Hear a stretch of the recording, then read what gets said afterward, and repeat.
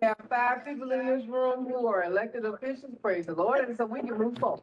Okay, and I'm gonna turn it over to, our city manager. Thank you. I appreciate it. Thank you, Vice Mayor Fleming. Good afternoon, everyone. So we have a couple of items to address with you today on your work session agenda. And the first is a homelessness update from Megan Barb in United Way. So Megan, if you'd like to come to, and she's got Cody Carver with her too. Hi, Cody.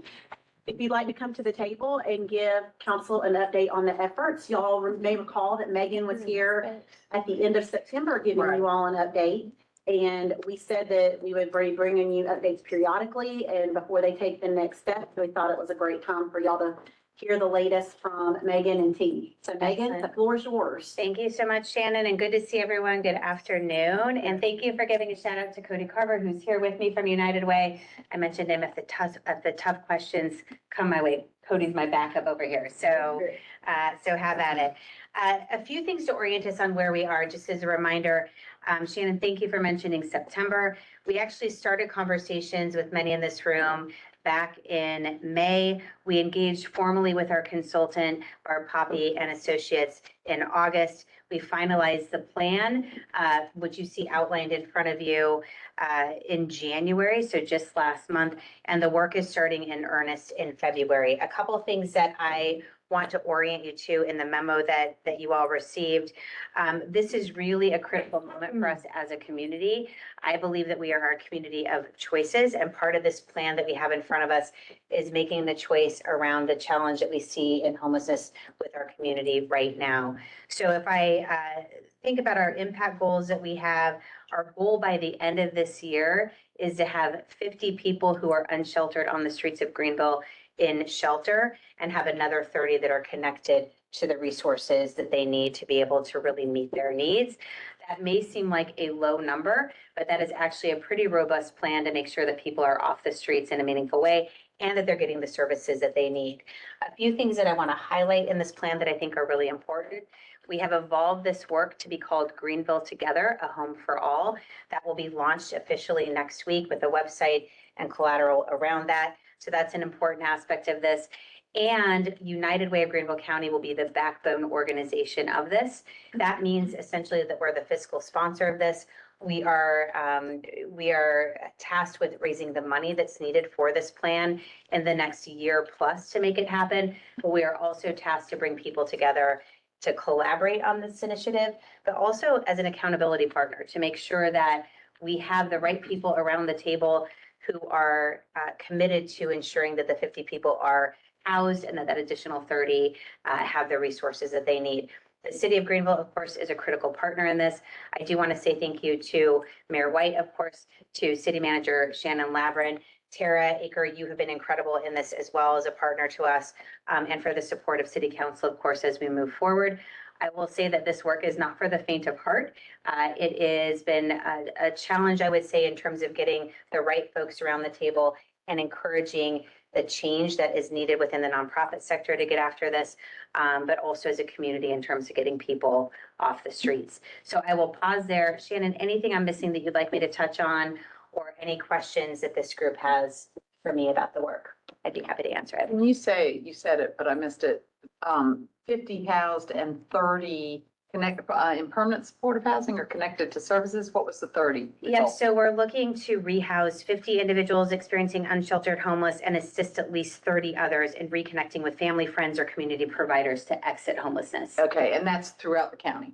So 80. We're starting with Greenville proper, and then we'll expand that beyond When you say Greenville. Greenville proper, does that mean the city of The Greenville? city of Greenville, yes, We are proper. yes. Thank you. Yes, got it, got it, yes. Megan, I got a question. Yeah. I have not had the opportunity to read the memo, so Mhm. forgive me if this question is in the memo. Yeah. I think I got it. I didn't- Did you get it? We got it right before and I chose to give it to you all after Totally fine. because, and I sent that because we just got it a couple hours before and I didn't want to confuse you going into the meeting. Thanks for affirming that, I Will. carefully crafted my words not to, Yes, I was gonna put it on me. yes. My question is this, and this is not for now, it's follow-up, but maybe we talk tomorrow. I'm curious as to how the 50 and the 30 was arrived at. I just want perspective. I've got no Mhm. question or qualm about that. It Mhm. just, in a vacuum, it's just a number that was arrived at intentionally, but, you know, why not 60, why not 40, how that compares to previous efforts here or elsewhere, so maybe we can connect this. Mhm. Let me give you just a snippet of that, and then we can go more deeply on this as well. One of the things that we've spent the last few months doing is visiting all of the shelters, talking with all of the providers within this space. That really does tie to availability of permanent supportive housing within our community. One of the gaps that we've identified is this need to build additional permanent supportive housing as part of what we're calling the housing surge efforts. The surge will get people off the streets. That's at number of 50, and then getting 30 of those members reconnected with family or friends or another sort of resource. We really do have this longer term effort to build permanent supportive housing, which is a gap in our community. We can chat about that as much as you'd like, yeah. Megan, what happened with Greenville, the Greenville Homeless Alliance? And what are you doing to make sure that those relationships are mended if they need to be? Yes, here's what I will tell you, Councilman Stahl, on that front, is that what I know of from that effort, their steering committee made the decision to dissolve the Greenville Homeless Alliance. Susan, at the same time, decided to retire from those efforts. They have been at the table since the beginning of the launch of this in partnership with Barb that ultimately evolved into Greenville Together. And what I'll say about that is that we really want to honor the legacy of where the Greenville Homeless Alliance started and what they've contributed to. And as we evolve into this next iteration, we'll take those key learnings, which ultimately will then be driven into Greenville Together. So I don't know that there are any relationships there that need to be mended per se. They've been at the table since the beginning on that front. This is just taking us to the next level of the work in our community, and really, I would say, meets not only the moment right now, but the future in terms of where we're headed and the growth that we're experiencing as a community at a bigger scale. Okay, Thank you for that question. sure. Are we doing questions? We are. Councilman Dworkin, just in time. Just in time, yes. I'm so Hey, sorry it's late. I had a day job call that I All had to good. take, so I'm terribly sorry. You got a day job? Leave them alone. Yeah, well- Hopefully, think be tired. So you and I talked, first of all, thank you for all the work you're doing. I have so much confidence in you Thank you. and the effort you're leading. So thank you. And, I always, I really have got a lot of confidence in the long range plan and where we're heading. So thank you. I guess my immediate concern is always, well, no, that's not fair. My immediate concern is the whole big picture. But because of where my constituents are and because it's, right in front of us, people experiencing homelessness, I will always encourage us, this. I always encourage us to make sure that the plan that we put forth really has a robust outreach team so that we're able to reach those individuals and also make sure that our constituents, business owners, like on Stone Avenue, and then our neighbors understand that we have a really good, effective outreach team that can get to these folks. There's not a question. That's just a good plug. Can I put an exclamation point on that? Please. Yes. I would say one of the important pieces of this plan is that we have a very strong, what we're calling command center, where the efforts are very much coordinated amongst providers and everyone, including city council, general citizens of our community, the sector, know exactly how that plan works. So if somebody is having a challenge, on Main Street, or if someone's having a challenge on a weekend, we know exactly what to do. Everyone has a role in that. And that person, most importantly, is at the center of getting the support that they need. So that has been, I would say, a consistent theme with everyone who's been at the table is how do we better coordinate those efforts? It's very specifically baked into And the we'll plan. have, whether it's city council members or staff or members of the community, we'll have a defined process through which we're going to go in order to reach to the outreach folks who will then Exactly. respond. Okay. Exactly. So anyone in our community should know what that process looks like and how to access that. And it should be available 24/7. We're still doing some analysis there. Right now, it's maybe available 9 to 5, Monday through Thursday, sometimes on Fridays and not on the weekends. And we need to do a better job for the people who need our support. That's right. Thank you. I will say, and this was more of a personal event, but, and my immediate thought was, I do not know how that is gonna do anything, but I'm sure there's more to it. We actually had a church thing, and, this was before the dissolution of GHA was announced, and there seemed to be a plan in place to have an email address, and, you know, it was a room of 40 people, 50 people, to say, if you see a homeless person you're concerned about, send an email to this.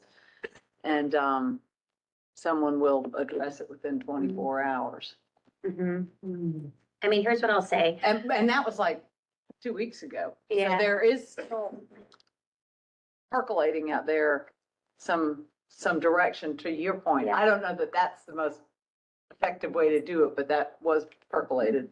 Yeah, and listen, I think there's an opportunity for us to really leverage our community, including the faith community, in a way that we haven't fully done to this point. And a 24-hour turnaround period isn't fast enough. If somebody's in crisis or if That was- somebody needs something, Yeah. we need to be more responsive as a community. Yeah. A lot can happen in 24 hours, right? So, But it's your goal, I would Mhm. assume, by the name of it, and that there is one message Mhm. of what is a person to do. that's right, What is a person to do, should they want to do something? right. Okay. If you're a volunteer, if you're a concerned community member, if you're someone who's experiencing homelessness, we want a plan and a path for every person Okay, in our community Great. and to be clear on what that response looks like. okay. Ken, And not a question, but just a comment. I just want to thank you guys for taking the lead on this. I mean, one of the great things about our community is that we have so many groups who take the initiative to get involved in activities, but the problem with that is that often they are overlapping in what they do, and they're not coordinating a way that covers those holes. I mean, and this is quite frankly what we need in order to really be able to come up with a plan that's actually going to address the problems and get us moving forward in a way that does it. I know, and I think the last time you came, I asked you this question about how's it going as far as getting organizations to get on board with it. And I know how difficult that is because you get egos involved, you get all that good stuff involved, like, you know, we're doing it right, everybody else is, you know, they need to cater to us. But like I say, you know, to the extent that you can get all these groups to work together and sacrifice and adapt their approaches so that we get one thing that actually works, I'm really excited about it. So, you know, I look forward to looking at the plan. I look forward to, you know, seeing all the great work you guys continue to do. But just taking the lead on it, you know, is just fantastic. Thank you. Thank you. I appreciate that. And I will say, in addition to the partners, I think an important part of this plan is that we have people at the table who have lived experience, meaning that they've recently experienced homelessness or they are currently experiencing homelessness. And having that voice around the table has been very, very powerful. One of our gentlemen, Troy, said to me recently, Megan, I'm struggling with how I'm sitting in this room with the leaders of all of these providers who are supposed to help get people off the street, yet I'm still homeless and I still don't have a job. And if that doesn't punch all of us in the gut on doing something different for our community, that's our why, right? Is that our community deserves better, and people want shelter and they want a job, and that's an important piece of this as well. So meeting people where they are, but being able to provide that is a really important aspect of this. So thank you. Absolutely. and thank you, Megan, because that was one of the issues that I had, because oftentimes when people are in distress, no one who's serving them has ever been in distress before. And oftentimes it creates a barrier because sometimes the language is not the same. They're talking about one thing, we assume they're talking about something else. And I do remember when we had a crisis where they found all these people under the bridge and they came to the city, et cetera. But anyway, and everybody carried stoves, they carried food, they carried things. And that's not what they need. They need a place to stay. And so often people say, well, what did they do with this stuff? They probably sold it, et cetera, in order to survive.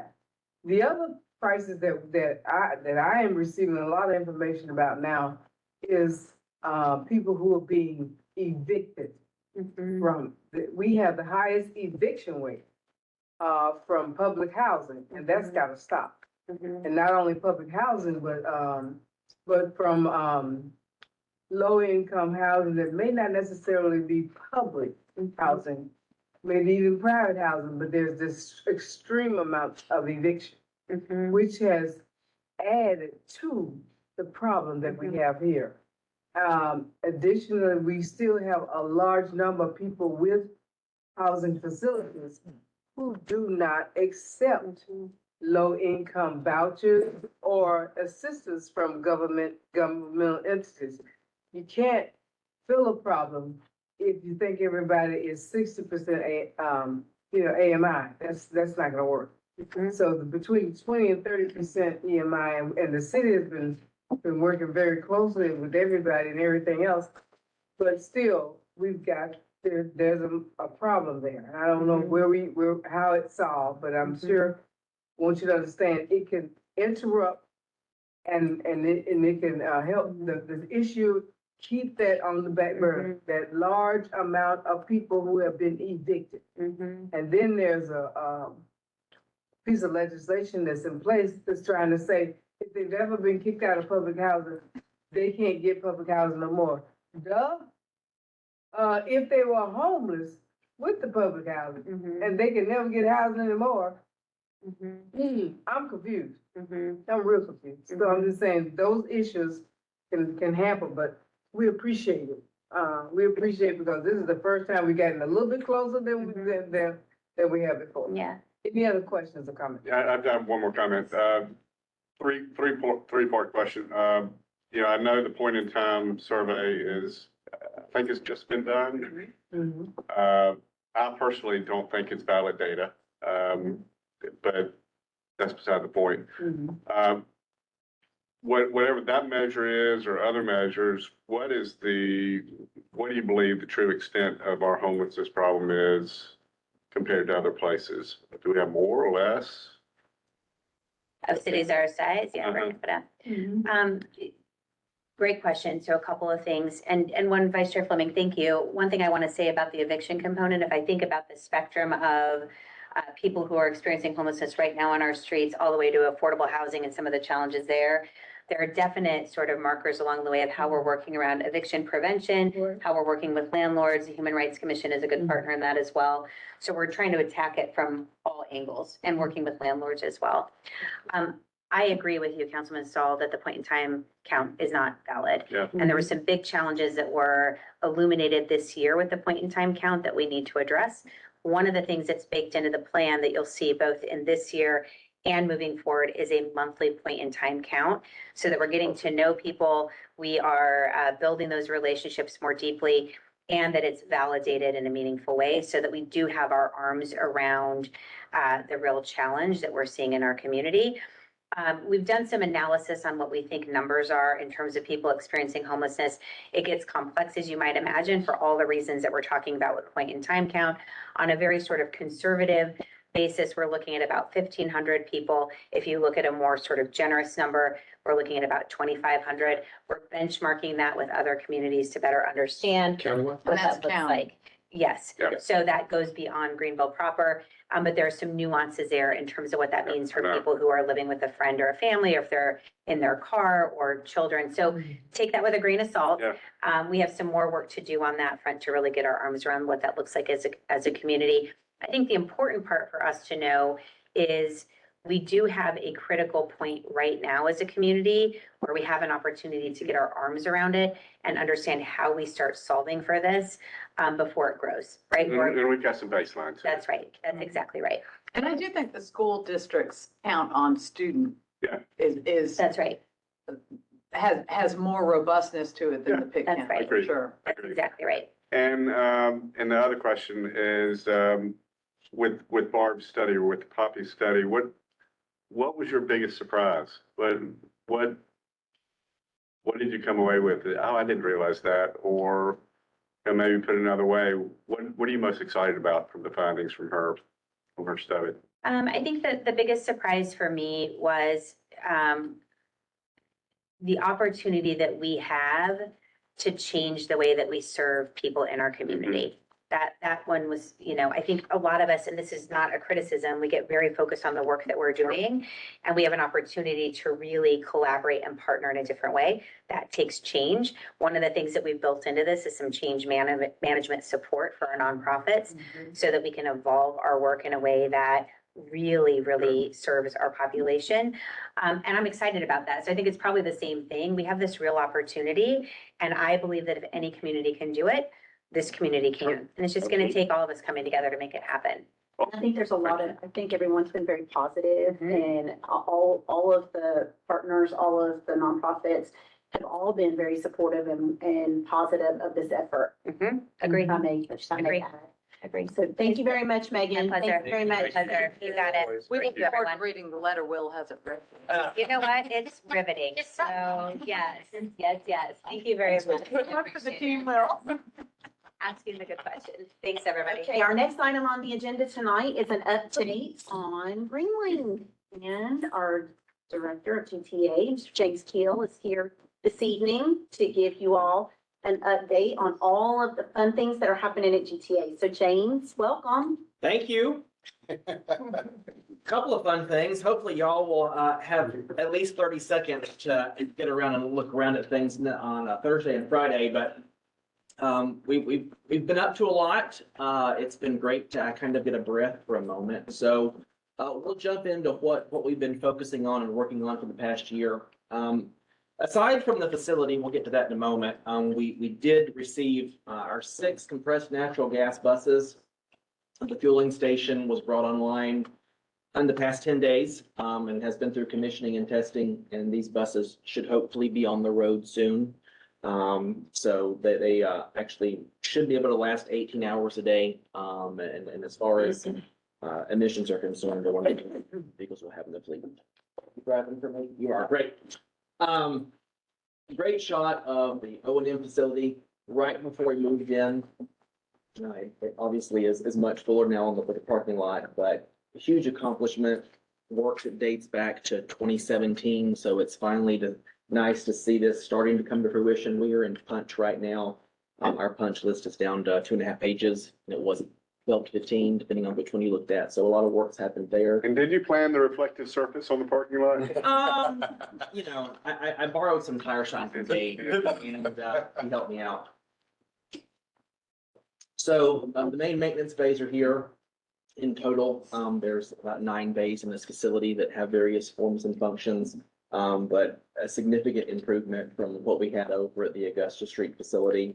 Our folks are certainly a lot happier than they were. Slide. Only one route change to really talk about the past year, and that really had more to do with the consolidation of downtown as it relates to the events and Main Street closures. And then, of course, facilitating parking for the drive as it relates to County Square. So a lot of public engagement, Title VI analysis that went into that. We just have one route that basically is serving West Greenville right now. That's the About Town route, but there's 3 trolleys on that route. So we've got service at every 12 minutes, which is the highest frequency service that we have right now.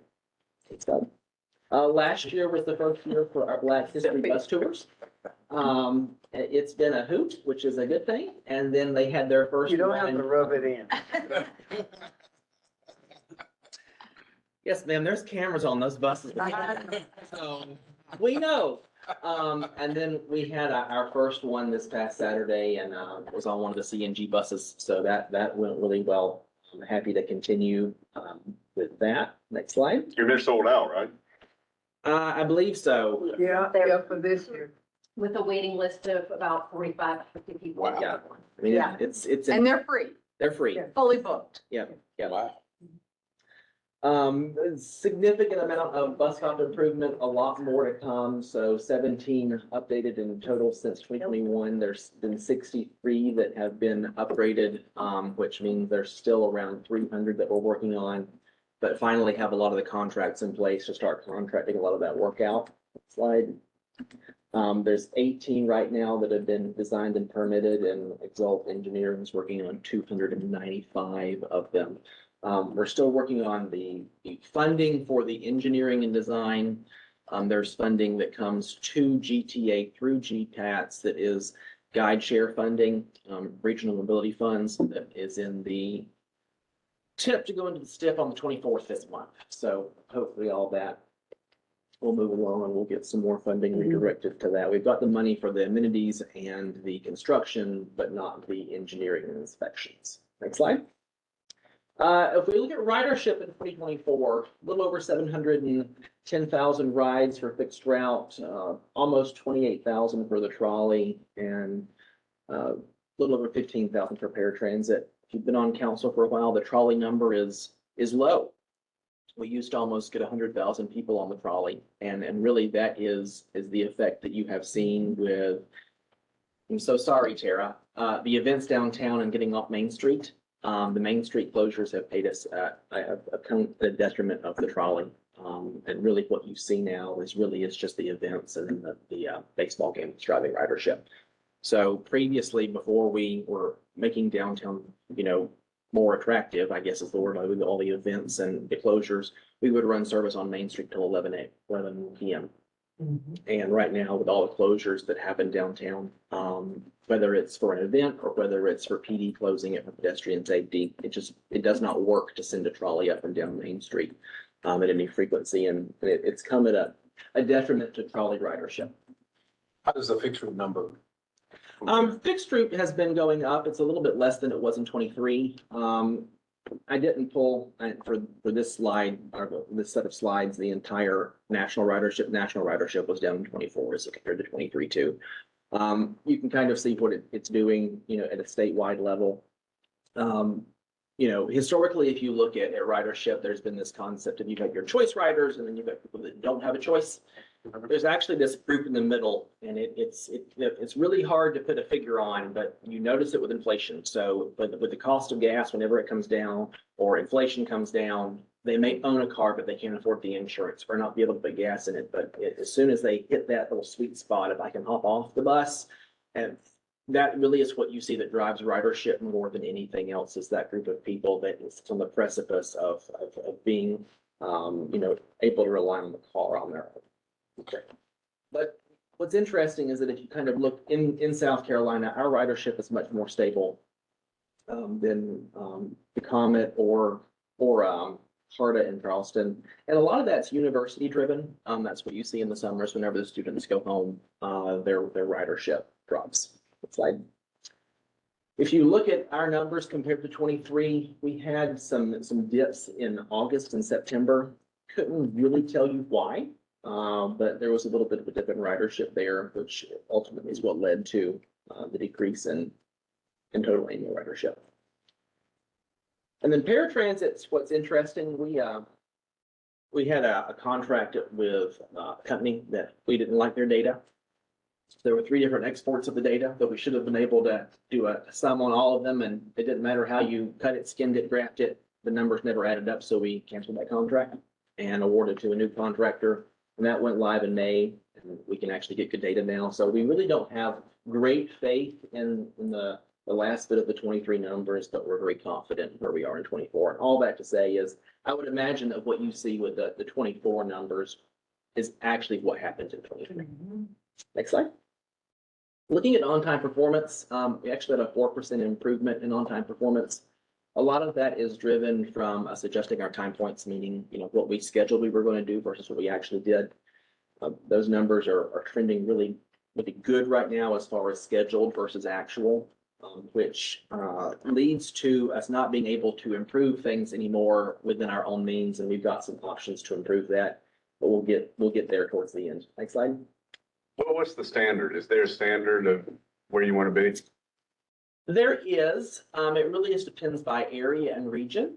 People shoot for 85%, 90%, like if you're really on top of it. So we are struggling there. I don't think I've got that percentage in here. We spend like 17% of our time at traffic lights. So almost, 1/5 of the time you are sitting at a traffic light somewhere in the route network waiting for that. But we'll get there. Clint to the rescue. CDL program. Yeah, look at him grinning. He knows. So our CDL program's been doing really great. We've got a 90% completion rate. And if you'll go to the next slide, you really get an idea of impact. So You know, if you look at the 24 hiring, 63% of our people came to us without a license. That means we hired them, trained them, and put them on the road. If we go to the next slide, you can really see how it's impacting multiple positions in the department. So, you know, 38% of our mechanics went through this program to get licensed, a third of our dispatchers, 80% of our dispatchers, 14% of gap drivers, which most of our gap drivers start off as fixed route, but you know, over a quarter of our fixed route, which is our biggest pool of people, have come to us through that program. So it's intensive. I mean, it's 12 weeks, and it's not a cheap program to operate, but ultimately it is what has led to the success that we have had in hiring. And the other nice thing that has happened too, and a lot of that I think is because of the new facility and you know, being really good with our hiring practice, our retention has increased. I mean, we went from like a 40% turnover to a 25% turnover year over year. We want to drive that down more, but we've had a lot of good success there over the last year. And GTA provides that training for free. Free to the person. So we pay them, rate just went up $20 an hour. So we're going to pay you as the employee $20 an hour. You're going to start getting all of your benefits. And then, you know, after 12 weeks, you should be, you know, at that point, a licensed bus driver. So it's a great program. But at the same time, it's also very similar to what you were kind of seeing nationwide with whether it's a trucking company or a school bus. You know, if you're not training your people, then you're not having people. Yeah. Because most of the private schools that are doing it are between $5,000 and $17,000 to go get that license. So the fact that we're paying you to get it versus you having to pay us to get it, you know, it is significant. Still expanding positions. Our bus drivers, we've got 11 openings right now. 7 of those are tentatively filled. And Jasmine, who I don't know if you all know, Jasmine is the new deputy director for the department. We've got a number of interviews scheduled, so it's just the pipeline of getting people in here and training and getting in seats. So still making progress towards that. Next slide. All right. If we want to transition to what we're really working on in 25, and this will really start transitioning at some point into 26 as well. Transit signal priority. So there's a lot of work right now that Clint's team have done to get a lot of smart technology in traffic signals that eventually fire will be able to utilize and will be able to utilize as well. I think that the big clear thing with transit signal priorities is not the same thing as emergency priority. So emergency priority, if you're a fire truck and you're coming through that light, just turn straight. It's yours. We're not that lucky. What it does is it looks at the on-time performance of that bus at that given time. And if it's on time, it doesn't do anything. If it's running late and there's a green light, it'll hold that green light for us to get through. But if we're running ahead of schedule, it'll give us a red light and get us back on schedule. But it doesn't augment signals at the same rate that it was. So it'll give us an extended green, or it'll shorten up a red on the other end to get us through, to get us back on time. And that's only if we're needing it. It won't hold it green indefinitely. You know, it'll give us, you know, a few seconds of an extension, but it's not going to completely disrupt the intersection and bust through. So really excited about that. And this Wow. is a direct link to the TMC, right? So Yep. all that's coordinated between you two. Okay, great. And so the technology can see a bus coming or is aware a bus is coming, just as would technology know a first responder is coming. Yeah, so it's And that's what it's got trips a 800 megahertz radio and a cellular connection that's tying back to the system, and then it's tied into the intelligent transit system on the bus that's looking at our API to find out if we're on time or early, and then it's going to send that communication to the signal. Now, in the event, Did our buses have that technology outside of the TMC technology? no, So until that's all part of that it. investment was made, we wouldn't have been able to do anything. So it's really because of the investment that you all have made into TMC that this is even possible. Okay, but did part of the TMC project provide technology for the individual buses? Is what I'm No. asking. No, GT will be funding that. Okay. Yep. All right, next slide. Hey, James, before you move on, 200 traffic signals, that's replacing existing ones with the technology you referenced, or what does that mean? So you want to answer this or you want me to? Well, that's the number of signals we're upgrading with the transit priority and emergency vehicles. So roughly what % of signals will now have that? That's almost the entire system. We've got 205 traffic signals. Oh, Yeah. 5 of those. And very And- few of them do we own, right? Like 10% Oh, yeah, or less 90% is the rest of are those are state. SDOT owned signals that we maintain. Yeah, that's fine, but they're all tricked out.